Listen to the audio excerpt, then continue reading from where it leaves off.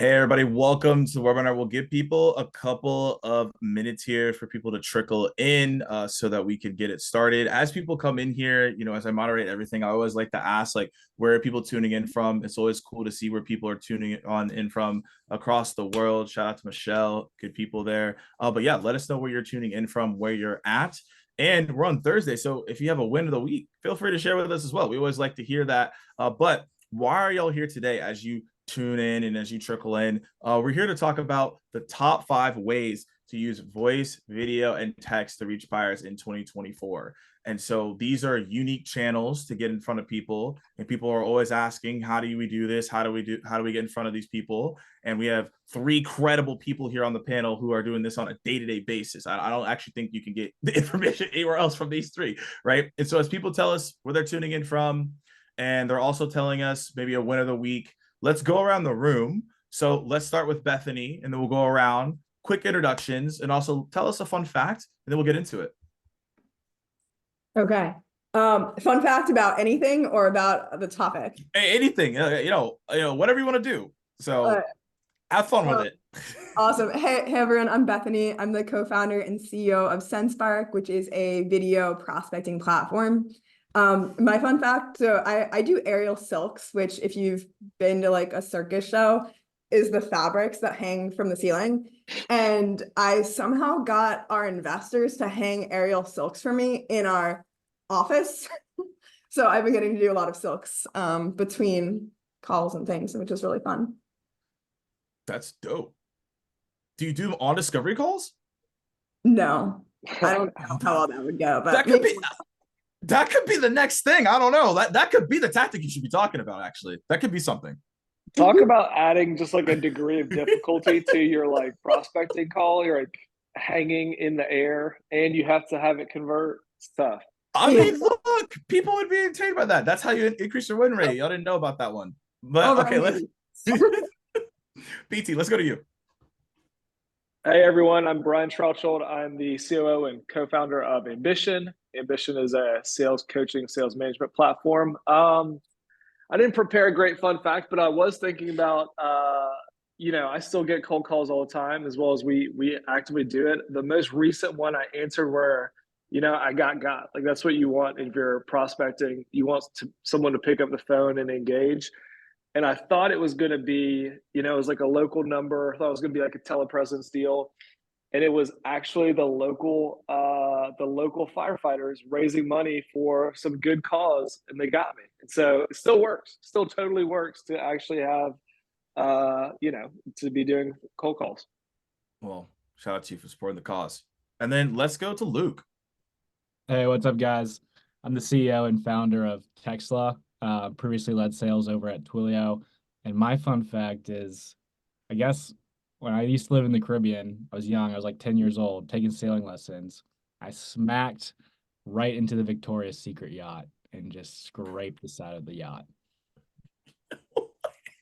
Sounds expensive. And then that was it? There has to be more than that. That was it. And no models came out. Got scolding from my sailing instructor. But, oh man. Okay, wait, question. Before we actually get the content, do a quick introduction. Luke and Bethany, do you both have like the same, did you get the rugs from your same place? Are those the same type of rugs? We're in the same office. Okay, there we go. I was like, something's up. All right, cool, y'all. So we're gonna dive into I'm Morgan, founder of AMP, and then also as well, previously JB Sales. Did sales training, top of the funnel training for Salesforce, Slack, Google, etc. So excited to talk about this topic today because a lot of these things I've coached and trained on, but let's lean towards the experts here today. So like I said, we're going to talk about voice, video, and text. Each person's going to dive into their domain expertise. We're also going to give you some tactical examples. So let's go to Luke. We're going to go in reverse order here. Tell us about like text. Like, why should people be using text to reach their buyers? When is the right time to use it, the wrong time to use it? Tell us about it and tell us why you're excited about it. Yeah, great question. Text is another form of, communication. So it's always good, when you're doing any sort of outbound, to be hitting it from all fronts.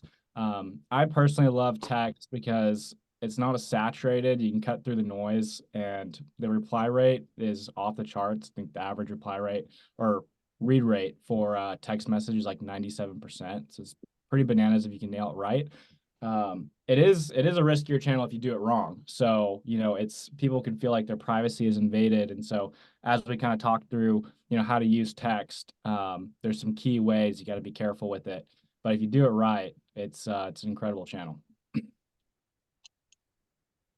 Awesome. And then BT, let's go to you and talk about like voice. Like, what exactly does voice mean? Are you taking like voice lessons? Or are you doing like voice mails, voice message? Like, what's going on here? Tell us why you're super excited about this to reach buyers. All of the above: voicemail, voice messages. I'll FaceTime. No, but look, Cole FaceTime? Wait, whoa. Hey, we'll get in it. Don't worry about this. Don't worry about this. We'll talk about it.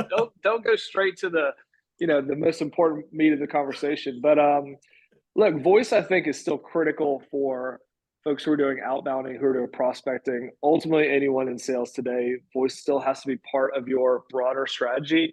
We'll talk about ways it fits in, but in the simplest way of looking at it I have, it's the fastest way to exchange information, where you can not only are you going to get in touch with a prospect, but you can exchange questions and answers quickly, which ultimately, if you're prospecting, if you're reaching out to someone as part of a sales process, you're trying to get as much information and share some very important information in a super quick, concise way. And voice is still, I believe, the best way to do that. Love it. I can't wait to unpack that. Here's some stuff on your side. And Bethany, video. Talk to us about it. Yeah, video is so powerful because you can show rather than tell. So, you can show all kinds of things, whether it's a physical product, customer success, just your own enthusiasm coming through, and really connect on a more human level. And, I think it's a bit of what Luke said. It's not necessarily perfect for every single situation, but if you know how to use it at the most critical times, then you can add the most leverage to your sales process. Awesome. So there's a lot of things that we can unpack here. So I think the first thing that I want to go to is text, right? Because I think when it comes to text, Luke, you mentioned it. Some people are like, wait, should I text my buyers? Should I not? When I trained some companies, they would never do it. But some companies, they booked most of their outbound meetings with text. Now, context, they were reaching out to gym owners, spa owners, etc., and that makes sense. So there's a realm where this can be successful. So I'm curious in the chat for everybody listening in, let us know, one, if you do text with your buyers or potential buyers. Two, if you've never even thought of this before, I'd like to see that pulse check. But Luke, let's dive a little bit deeper. You mentioned like there's strategies that can work when it comes to text. What are you recommending to people, and what are you all using internally to communicate your buyers when it comes to text, just to give us some strategy here? Yeah, absolutely. So one of my favorite ways to use it in the beginning stages. So like you're not even in a buying cycle, right? Like you're just doing prospecting. So you're on LinkedIn, on Apollo, whatever it may be, you're trying to find leads. What I love to do when I'm throwing people into a sequence is what I call the triple tap. So what that looks like is the first opening touch is with a text message. And then I'll send them a cold email. A lot of times, if it's right, we'll personalize that video through something like Sendspark. Or, after that, we'll make a cold call. So it's kind of 3 touch points is what you're going for. And we're condensing a multiple cadence steps into one single day. So this is just one day of kind of that sequence. And that will massively increase your response rate. Something I did at Twilio, something we do at Textla. It works incredible for us. And so an example of that is, hey, Bethany, reading your careers page and found a few interesting things on your SDR job posting. Won't lie, I'm prospecting you, but sending you over an email to expand. And so like right there, that was a text message. I kept it short and non-salesy, and it should be mostly tailoring. So it's not really a selling thing in text message. You don't really want to be selling in text, but what you do want to do is you can use it as a channel to point them back to the original email that maybe has like a soft CTA. And if you do it right, you've just opened up a new channel, which you can now use throughout the whole buying process, which is SMS. So I love to use it in the beginnings just to kind of point back to kind of the meat and potatoes, which is that email. So one thing I want to double click here, because this could happen to some reps or sales leaders that start to do this, I already hear this in the audience being like, okay, Luke, what if they tell me to unsubscribe? What if they tell me off? What if they get angry? What do you do in this scenario if you are texting before you're in that buying cycle? Yeah, great question. That's like probably the number one thing you want to avoid, right? So We don't want that. don't double text them. Don't be cheesy in the text. Don't be annoying. Like I said, it should really be pointing back. So it's a very non-intrusive text message. And I find it really works best on like buyers that are downstream. So small business owners, solopreneur, folks that are on the go. If you're outbounding more onto the enterprise space, LinkedIn, is also like a really good way to go. And so you just kind of got to understand your audience and if text or LinkedIn is gonna work for you. But those are all interchangeable and part of this triple tap sequence. Okay, so we booked the meeting, we're good to go, and then we're set. So what are ways that you still communicate with that buyer once that call is over, or even post sales as well, referrals? Like, how are you still leveraging it? Because I feel like most people, even if they scheduled something with like a text or voice or what we're going to talk about, they'll revert back to just email only communication when you have the number and you could be texting. So tell me a little bit more about the strategies there and what people could be executing right now after this webinar. Yeah. So, I love to use it as like a meeting reminder. That's a really good way to do it. But as far as to like keep the conversations going, typically if you're going through a buying process, you might have multi-threaded. So, working with a number of folks, maybe you got like the VP of sales on deck, maybe you're talking to individual reps. And so what I love to do with my champion is just enter like homie mode. So like now it's not like this official business channel of, oh, now we're using email or whatever. Like I can just shoot you a text, keep it casual but professional. So what I love to do after like, a great meeting with multiple people on it is, be like, for example, if I was chatting with BT, my man, how do you think the meeting went with Jim? I'm crafting a recap right now for you and your team. Anything you think I should include? And that way you he's kind of lowered his guard now, right? With my champion. So you're going to get information flowing more freely over SMS than you will over email. So that's one way that I love to use it. What I love about that example, just to like jump in, Luke, I mean, what you're doing there is you're getting, BT in that situation on your side of the table. And I think that is like a great use case for the text. Like it's not going to get forwarded, right? Like it's not the email that like, you're like, oh man, Morgan seemed like he's a detractor. Maybe Bethany's leaning in. But like if you text that, it's not getting forwarded most likely. And I think that's super smart. We actually, for like the, sales process nerds or managers out there, we have a field in Salesforce where we track like, are you on a text basis with the champion of a deal? Because that's like a huge indicator of like how real is this? Are you buddies, or is it just like everyone's keeping it super professional and you're a little bit more at arm's length? So I think that kind of like get them on your side of the table, but find your friend is super, super smart strategy. Love that. Yeah, no, I think that's fantastic. And, we talked about text. We've talked about, okay, we can have those communication pieces. I want to shift towards video because video can also be used in the same realm of what we're talking about. You can use it before you have the conversation.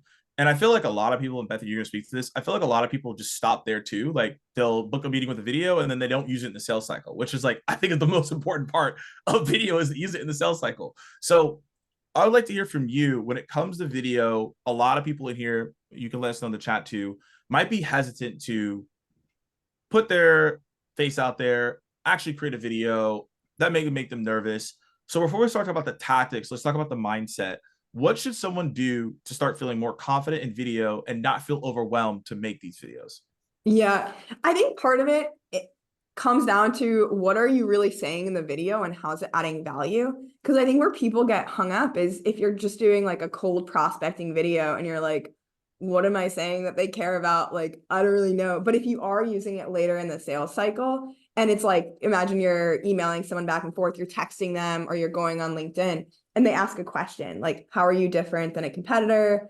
What are some results people are seeing? Like, how do you work with this platform? And then you make a really quick video to show them, then like it's just easier for you to know what to say because you're legitimately trying to help them and provide information. And then they feel like you went above and beyond. They're like, oh, this person is super cool. They're not trying to like force me on a call so soon. They're just trying to help and like communicate well. And so I think that can help you get over the hurdle, you're knowing what to say, and then also really accelerate the sales process and build rapport.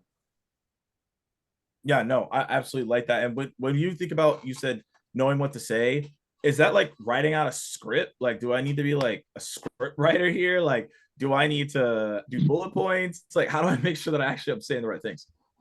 Yeah, I mean, I think sometimes what helps, like, I think if you read from a script, it looks weird. So you don't necessarily want to read from a script, but a lot of times what I do and see other people do is like, you kind of write your script so you know what you're saying, but then you record it and go off script. So you're kind of like, hey, what am I trying to show? And especially if you are going to be sharing your screen, like recording yourself and like a bubble over your screen, if you are going to be doing that, you want to know what to pull up ahead of time. So maybe even like, if you're going to be showing how like two things work together, you kind of have tab number 1 open and tab number 2. So it's not really a script, but you've kind of laid out the process for yourself, or maybe you did write it down, but like, you don't need to read from it. Just know what you're going to say and then say it.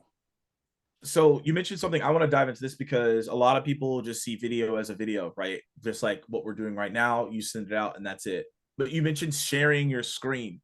So there's multitude of different plays that you can do when it comes to sharing your screen. So I'd love to hear from you on when it comes to sharing your screen, what are some things you could do? You mentioned one of them, but it could be like on their LinkedIn profile, maybe something else we're missing, because people might feel like that's more comfortable for them than showing their whole entire face. Yeah. Maybe sharing their screen is a good start. So talk about that one. For sure. Yeah. Because then you're not the main focus. It's like, what do you, even if you have your bubble there, like, what are you really trying to show? Yep.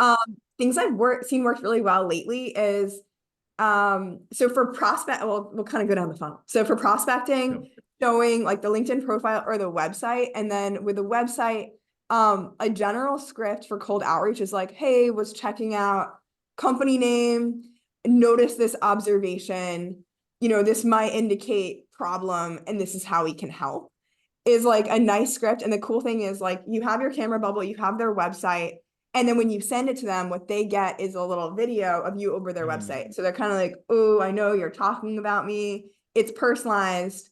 And it really drives the click-through rate because they see their own website there, not just your face.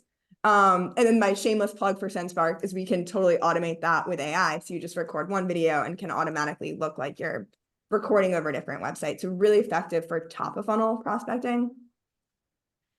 And then I would also say like later down the funnel, like doing recap videos where like, let's say you have a really good discovery call or demo, and then the person you're talking to is like, send me the Zoom recording. And you're like, are you really going to watch a 30 Probably not.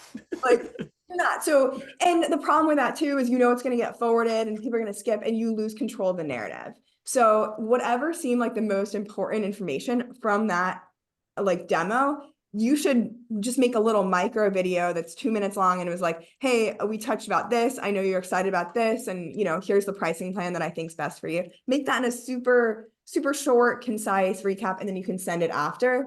And that's going to be really effective versus sending like a 30-minute recording that you don't really want. You don't think they're going to watch. And even if they do, it's probably not great for you. Yeah, no. I love that, Bethany. That's I've been on the other side. I was actually just going through a buying cycle, and I ran out of time. I had a hard stop, and it was so nice because instead of the sales rep trying to cram in like the pricing and remaining things into like this 2 minutes we had left, he was like, hey, like I'm just gonna send you a video afterwards. And within 30 minutes after the call, we got kind of the rest of the meat laid out in this really nicely done personalized video that was only a couple minutes. And it just made it so much smoother. So I love that. Yeah. 100%.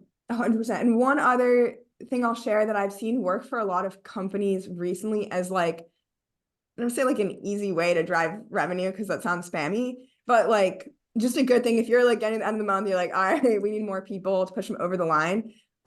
Making a video that goes over like newest features and sending them to people who are stale in your pipeline.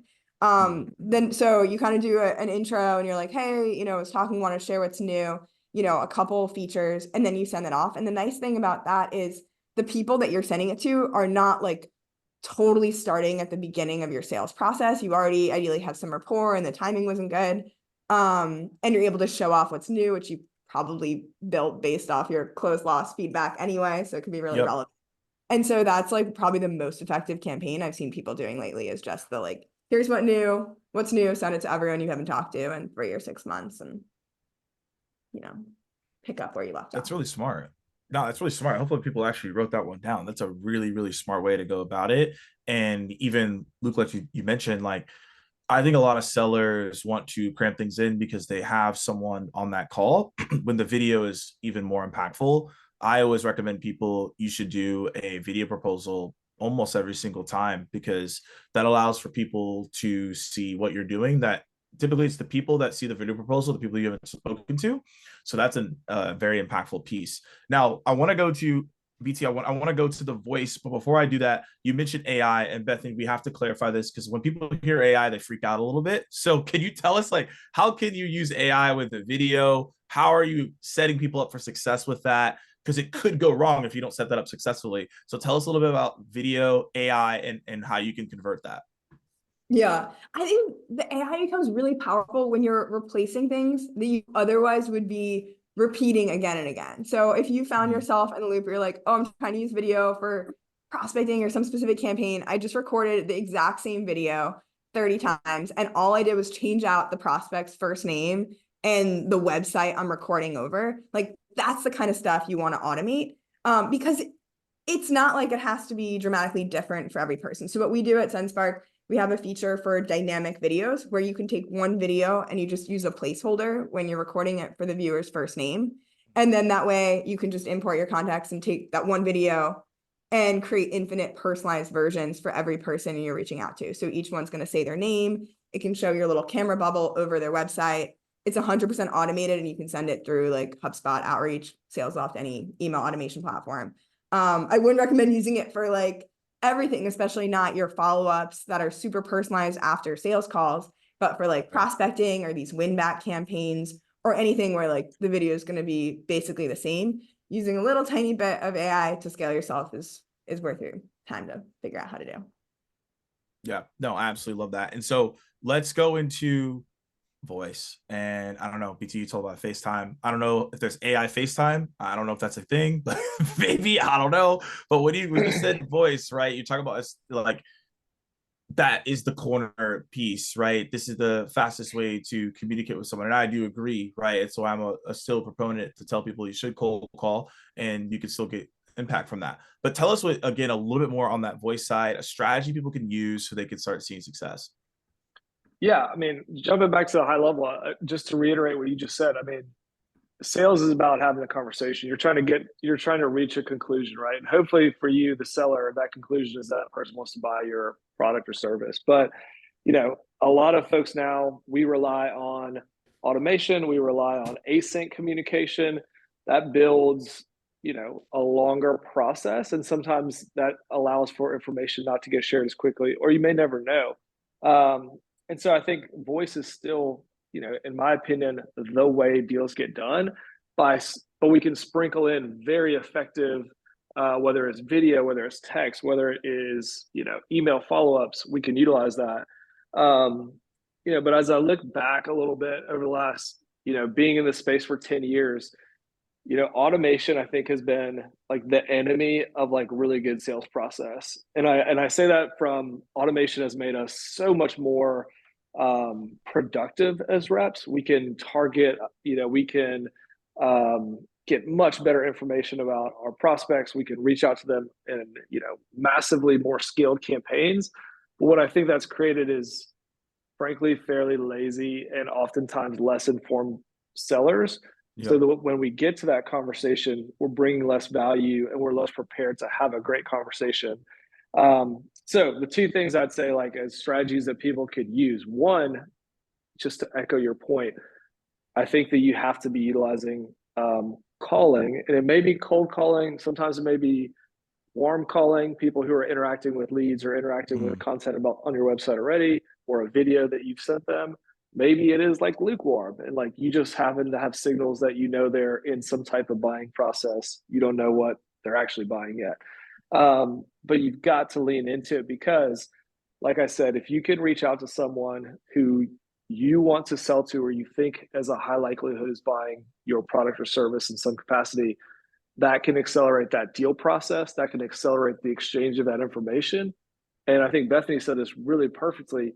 Now you can impact the narrative. Maybe you can't control the whole narrative because they're 50% of it, but Sure. you can come in, you can architect a conversation, and hopefully you can share, value added information in their process.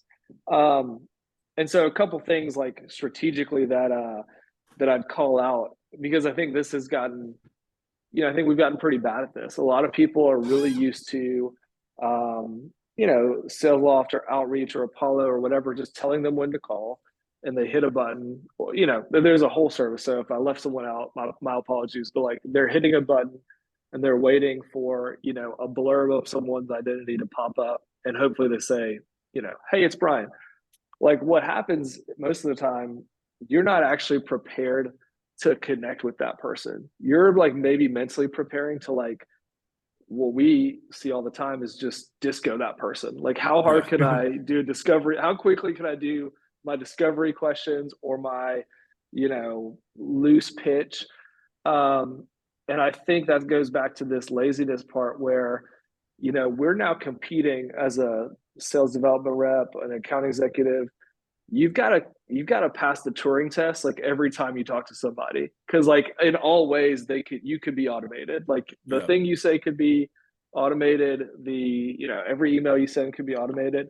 So you've got to get that human connection really quickly. And what I like about both what Bethany said as well as Luke, like both those channels allow you to humanize the touch. And I think if you allow your cold calling process, whatever you're saying when you hear hello on the other end, the more human you can make that, the quicker you can do it. Like how quickly can you establish that you're a human being, which probably means like not launching into the, hey, this is Brian from Ambition, blah, blah, blah, blah. It's like, hey, this is Brian. I'm an account rep at Ambition. I'm calling you because you're one of my target. Well, like just hit them with some things that are slow, like that they can process. And you've got like 5 to 8 seconds to be like, shit, there's a person, this dude from the firefighters, he got me. Now he's talking to me about whatever fundraiser they're doing. And now I'm like, my wheels are turning where I'm like, okay, we're talking now. But that's really hard. Like I really think that reps aren't aware yet that all of these automation, all these tools, they're competing with that because human beings are so good at putting up our own spam filters, right? Like we're building our own spam filters in real time. And so that's number one. How can you, as quickly as possible, establish humanity? And one other strategy I'll say, you mentioned voicemail. Luke has this right. Like we all have this thing like within whatever 2.5 feet of us at all times. And so getting onto this device is the way. Most people now, when you're calling, very few folks who, depends on your industry, but rarely are you calling an office phone because most people aren't in an office. It's routing to their phone. You're getting to the device. So, whether you use Apple or Android, if they're not going to answer on the first ring, most likely, what you're trying to do is establish a pattern and some consistency of like, oh shit, I'm getting called from this. I strongly suggest leaving a voicemail.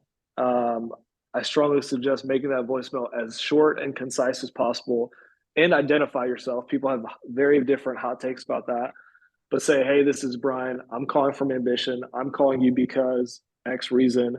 Hopefully that's a good reason. And then saying, I'm going to reach back out on some time, whether it's an hour. I've heard a lot of people like to do like the double tap, like boom, and then call again, and maybe they'll recognize it. Or say, I'm going to email you. I'm going to call you again tomorrow morning. I'll also send you an email, a video, a text in between. But establish like a communication pattern that they now expect, because what they're going to do, if they're like most humans, they're not going to actually even listen to your voicemail. They're just going to look at the transcript. Hopefully they pick up like Brian Ambition and like, oh shit, this dude's called me again or is reaching back out. And Here now it it's like, comes. did you actually follow through with that? Because maybe the next time that you call, they'll say, shit, it's that guy who's called me about whatever thing. And Yeah. now you have like a little bit more credibility than like the super creepy voicemails where people, it's like, Brian, are you there? It's like, obviously I'm not here. Anyway, so that's a very repeatable, easy, low barrier where I think a lot of folks who are making calls to prospects don't even realize that they're having access to, you know, basically writing a hyper personalized message that someone's going to read within the next hour. Yeah, one thing, well, so we're about like 15 minutes left here. In that 15 minutes, we already see some questions. Bethany, so you answered that one. But if you have questions, throw them inside the Q&A, because this is the time where we'll take questions. We've said a good bit, so they might have some contextual things that you want to understand. So put it inside the Q&A. But I want to follow up on what you were saying on the voicemails, and I want to correlate with the video. So I'm curious on your tactic here. Some people will suggest if you call somebody, they don't pick up, tell them, hey, I sent you a video, go check it out. Or some people would suggest you call that person and say, hey, I'm going to send you a video, check it out on this platform. Do you have a suggestion on how you do your voicemails and what you direct people towards? And then everyone else can comment on this too. This is kind of an open question, but I wanted to go back to Brian on this one because you were just talking about voicemails. Yeah, see, I love that. I love letting them know that I'm with them now. Like, you know, whatever the situation is, whether like I'm your territory rep that sells into the Southeast or I'm your account manager from XYZ company, like I want to establish that identity that like I care about reaching out to you and communicating. And I really love the I'm going to send you or like I will be sending you an email in X or I'll be sending you an email with this video link in 2 minutes. Like just being very clear and then following through on what that is. Once again, like if you're most of us in the workflow, you're going to check that transcript. You're not going to listen to it. Sometime in the next couple minutes, you're probably going to check your email and it's going to be like, oh shit, it's that guy, Brian. Oh, here's that video. Like, I'll just look at this right now rather than like have to call him back. And in the video, hopefully there's kind of like a, you know, a next action or something that I can, you know, the prospect can action on. Awesome. Bethany, anything to add to that on the voicemail to a video or what you suggest if people are trying to like see that video? Yeah, a good question. I think you also asked the question about should you just send the video or say, hey, do you want me to send a video? And I think that kind of depends on how qualified the prospect is. Like if it's someone that you don't know if it's worth spending a few minutes on, then it might be better to ask the question first and let them kind of opt in. Or if you have like an AI like video template ready to go and you can just generate one real quick, then send it off. But other than that, if you're like, oh, I don't even know if this is a real person, like I don't really trust my lead quality, like then it's like definitely let them opt in first.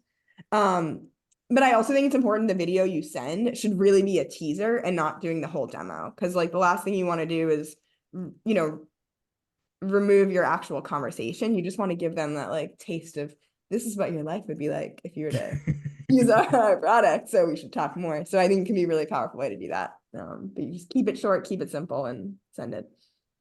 I love it. We have a question from Brett, and this would probably be more towards Luke, but anyone can answer it. Regarding texting, do you check if the phone number is a cell or do you just send it in hope?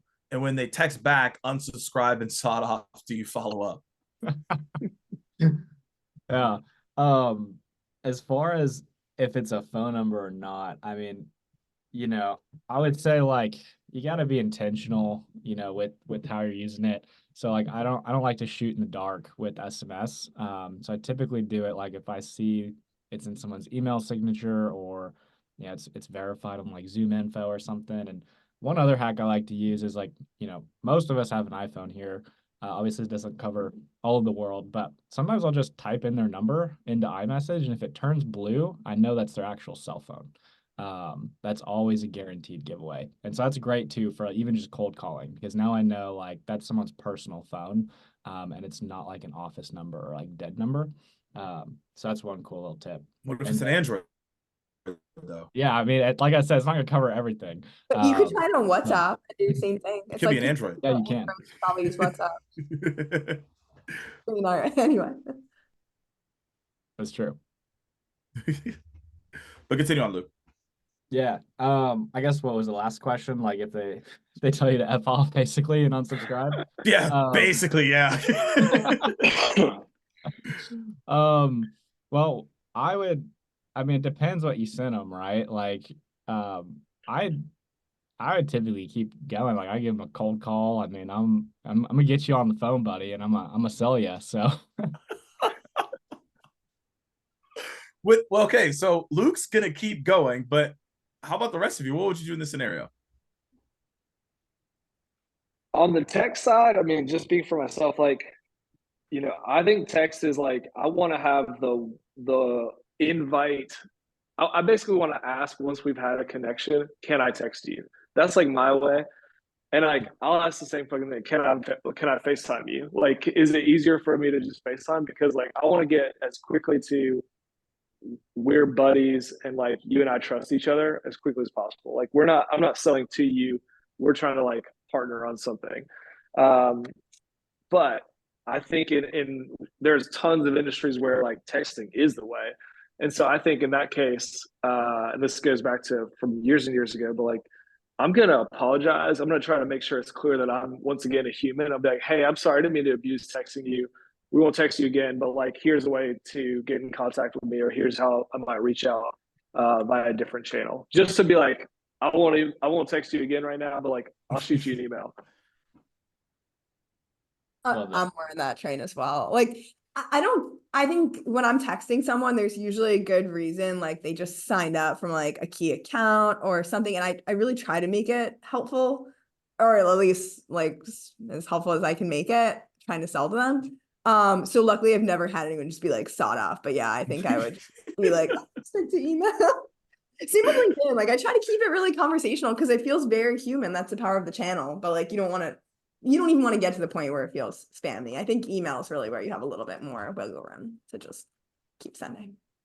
Yeah, cool, awesome. As we wrap up here, if anyone has any final questions, let us know in the Q&A. I want to get like a sign off on you all. We talked about a lot of strategies, obviously within your own domain and expertise. If you had to give one to two things that people could do right now with text, video, or voice, right, on what you talked about today, what would you give as a takeaway for the people listening in so they can go execute right after this? And anyone can start. I can start. Okay, two things. I would say do that win back campaign I mentioned. Just grab a list of people you haven't talked to in a long time, make a quick video to say what's new. Try to use AI to personalize it and send it out. And I think you'll see immediate results. It'll take you like an hour, your first time, because you're figuring stuff out, and it'll be totally worth it. That's one. Second thing, make a video email signature and keep it in all of your emails. It's like, again, it'll take you a few minutes to get it set up, but it's one of the gifts that keeps on giving because you don't have to be intentional about creating videos for different people. You just have it and you're making everything a little bit more personal. So those, I think, are the twoest, easiest things to do that'll have the highest impact right away for you. Amazing. All right, who wants to go next? BT, fire away, my man. Sure. Look, when you do catch that person who has filled out a form on your website, or you've got their, you got their lead info from whatever method, establish humanity to the best of your ability immediately on the call. That may mean saying like, hey, Morgan, it's Brian. I know I just caught you on a cold call. I'm reaching out. Like that may be counterintuitive to some people being like, I want to sound super professional, super polished. But I think that humanity part will bring down the barriers a little bit versus if you sound, like you're ready to launch into a pitch and you're ready to do some disco questions. The other one is, look, I stick with calls. I think a lot of channels are going to continue to get harder on the conversion rate. Calls are very hard to convert right now, primarily because your answer rate is going to be low, probably 1 to 2%, depending on your industry, depending on your lead base. But it's not hard to make, 50 dials, especially if one person answers. That's not going to take a lot of time. So just commit to the process of, I'm calling people for the folks who I have never talked to before, or I've never called before. leave that voicemail, make a clear, like, here's the next step I'm going to do in my process, and just do it, because it's gonna compound over time, and those people will start to become aware of you, become aware of your solution. Sweet. For SMS, I'd say one, go in slow, wedge your way into getting it as a channel. Permission based is a really great way to go, and never sell over SMS. Like, I think that's where you're going to run into, people telling you to screw off, whatever. It's like, it's a protected channel, right? So it's private to a lot of people. So never sell. You should always be, working a deal. Like, I love to just call it homie mode. Like, you're acting as like, you're buddies with them. And that's kind of the end goal. And then number two, I'd say it's a great opportunity, to circle back post deals. Like, I love to come back 6 to 12 months after I close a deal, just check in with them, see how they're doing, and ask if they have any like referrals or intros for new business. I can't tell you how many times throughout my past couple sales jobs where like people are like, oh yeah, dude, like I know X, Y, and Z, and they'd love to chat with you. And they'll just group me right into a group message, and I'll book a meeting from there. And I do that for folks that are power users or we're loving our product, 6 to 12 months down the road. Awesome. Well, some great insights across the board. I hope no one gets the sawed off on their text. That's not what we want. But, We don't want Brett to have to change his name and use an accent. Yeah, like we don't want any of that. That's not what we want. So hopefully y'all take these strategies and tips moving forward to go execute. Last bit here is for the three of you. Where can people find you if they have more questions? For me, LinkedIn is always great, or you can shoot me an email at bethany@sendspark.com. Sendspark, like send a video, spark a conversation. I'll throw it in the chat too. Awesome. Sweet. Yeah, you can find I'd love to. Go ahead, Luke. No, you're good. Go ahead. Cool. LinkedIn, Luke at Textla.com. And if you go to Textla.com, you can also just book a meeting with me.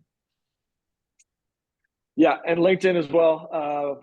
Find me on there. My name's hard to spell, but I'm talking about prospecting stuff all the time, or sales coaching stuff. But look, if you really want to find experts in this, there's another Brian at Ambition who's 10 times better than me, Brian Liebel. Find his stuff. He has a great podcast on it, or ambition.com. You can find tons of different tips and trips on both prospecting, but also managing sellers. Awesome. Well, I hopefully everyone was listening in found this to be helpful, insightful. You will get the recording. So if people ask you, will get the recording. But hopefully you found this to be impactful for your roles moving forward, and hope you'll have a great rest of your day and have a good one. Cheers, everybody. Cheers. Cheers. Thank you, guys. Bye.